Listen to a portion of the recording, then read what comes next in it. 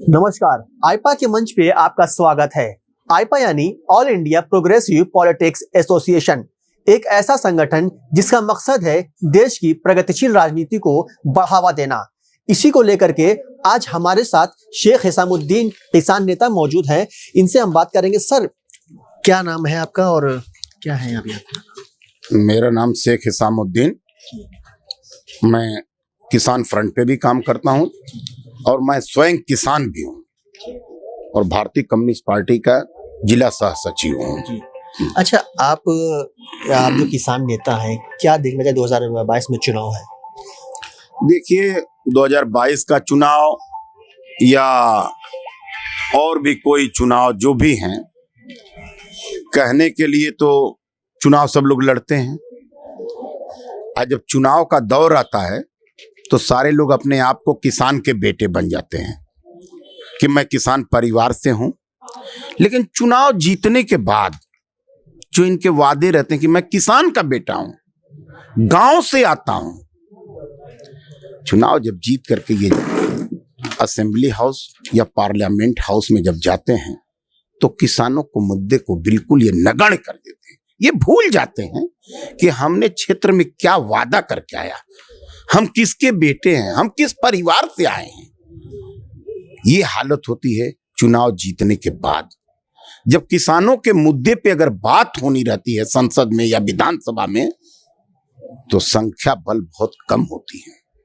किसानों के अगर मुद्दे की बात होती है, किसानों के बिल की अगर कोई बात होती है, तो विधानसभा या राज्यसभा या संसद में हमारे नेताओं की तादाद बहुत कम होती है। वही अगर किसी इंडस्ट्रियलियन के ऊपर बात होनी है तो पूरा सदन खचाखच भरा रहता है।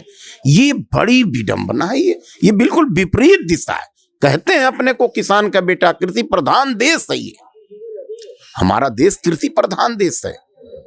लेकिन यहाँ पे सबसे ज्यादा अगर दुर्दशा, दुर्दिन किसी का है तो इस देश के किसानों का है।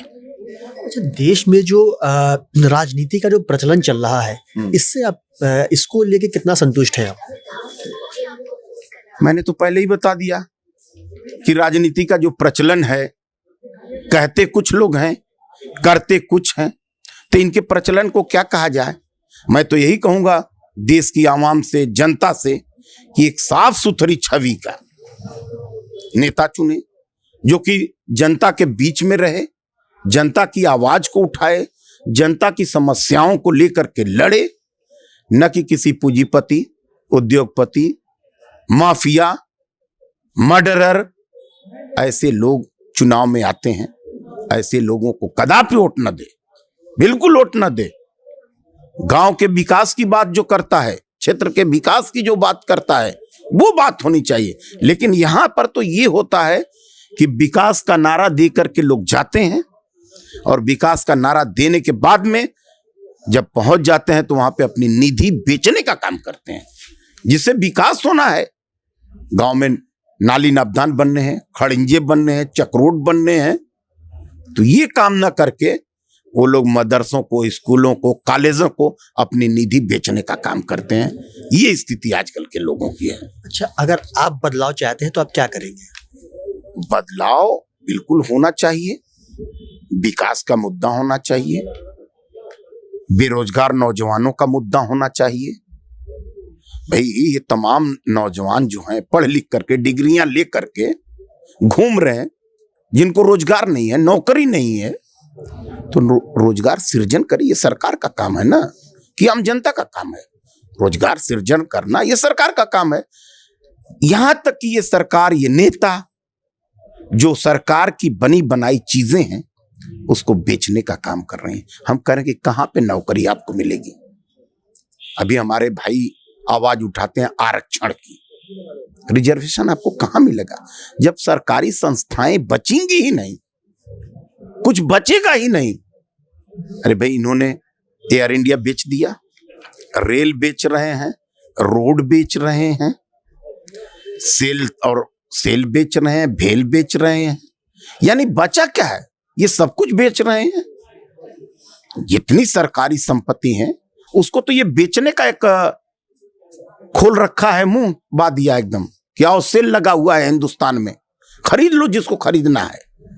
तो ऐसे नेताओं को बिल्कुल दूर रखा जाए। जो घर का लड़का घर की प्रॉपर्टी को बढ़ाता है वो सपूत कहलाता है, और जो लड़का घर की प्रॉपर्टी को बेच के खाता है वो कपूत कहलाता है। हर दल अपने आप को लोकतांत्रिक कहते हैं, तो क्या मौजूदा में जो चल रहा है सरकार, क्या वाकई में वो लोकतांत्रिक है ये दल? किसको लोकतांत्रिक कहा जाए बाबू? ये कितने लोकतांत्रिक हैं। और मैं बड़े अफसोस के साथ आवाम से भी कहना चाहता हूं कि उनकी बटन क्यों नहीं सही जगह पे दबती है। इस देश में अभी आज आप 2 दिन पहले देखे हैं, बैंक के कर्मचारी हड़ताल पे थे। बैंक का कर्मचारी जब हड़ताल पे जाता है तो उसकी सैलरी कट जाती है। लगभग 2000 करोड़ समथिंग बैंक के कर्मचारियों की सैलरी कट गई, स्ट्राइक पे हो गए। तो ये कम्युनिस्ट पार्टी की देन थी। इंदिरा गांधी के जमाने में कांग्रेस को जब कम्युनिस्ट पार्टी ने, कम्युनिस्टों ने, वामपंथियों ने समर्थन दिया था तो उनसे मांग की थी कि हम तभी आपको समर्थन करेंगे जब आप बैंक का राष्ट्रीयकरण करेंगे।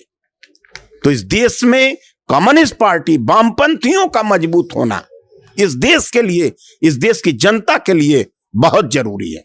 अगर लेफ्ट कमजोर हो जाएगा तो ये सरकारें बेलगाम हो जाएंगी।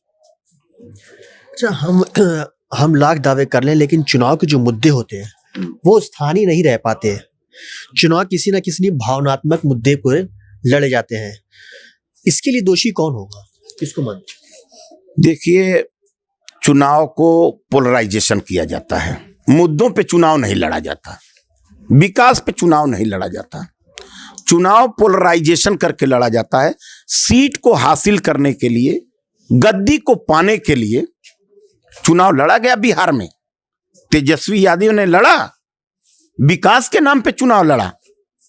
ठीक है, हार गए किन्हीं कारणों से, वो अलग बात है। लेकिन चुनाव जो होना चाहिए, विकास के मुद्दे पे चुनाव होना चाहिए। लेकिन लास्ट में ध्रुवीकरण ऐसा किया जाता है, सांप्रदायिकता इस तरीके का जहर बोया जाता है कि वोट का पोलराइजेशन होता है। आजकल की सरकारें, खास करके मैं भाजपा का नाम लेकर के कहता हूं, ये बिल्कुल पोलराइजेशन की बात करती है। तो शिक्षा सबको मिलनी चाहिए। स्वास्थ्य का जहां तक सवाल है, दवाइयां बिल्कुल सस्ती मिलनी चाहिए। ये गरीब मुल्क है, गरीब देश है, लेकिन अफसोस के साथ कहना रहा कि दवा में तो खुली लूट हो रही है। ये डकैती इसको कहा जाएगा। 10 रुपए की दवा 110 रुपए, 150 रुपए प्रिंट होता है और उसकी लागत 10 रुपए है, और 150 रुपए में उपभोक्ता को मिलती है। क्यों नहीं वो 10 रुपए की दवा कंपनी में, अगर उसकी लागत 10 रुपए पड़ी, ज्यादा से ज्यादा उपभोक्ता क्यों 15 रुपए में मिलनी चाहिए, न कि 10 रुपए की दवा। ये इस देश की हालत है। अच्छा, क्या युवाओं को राजनीति में आगे करना क्या बेहतर है? इसको बिल्कुल, युवा राजनीति में आए तो आगे आए, बेहतर है, अच्छी बात है। उनकी अच्छी सोच रहेगी, पढ़े लिखे लोग आए, युवा आए। क्या राजनीति बदलने के लिए काफी होगा? नहीं, ऐसा नहीं कहा जा सकता कि राजनीति बदलने के लिए खाली युवा आ जाएंगे तो बेहतर हो जाएगा। इसके लिए तजर्बे की भी जरूरत होती है। युवा आए, अच्छी बात है, लेकिन तजर्बा बहुत बड़ी चीज होती है। धन्यवाद। ये हमारे साथ थे शेख हिसामुद्दीन, किसान नेता, जो लगातार हमसे बात कर रहे थे। मऊ से आसिफ रिजवी, आइपा।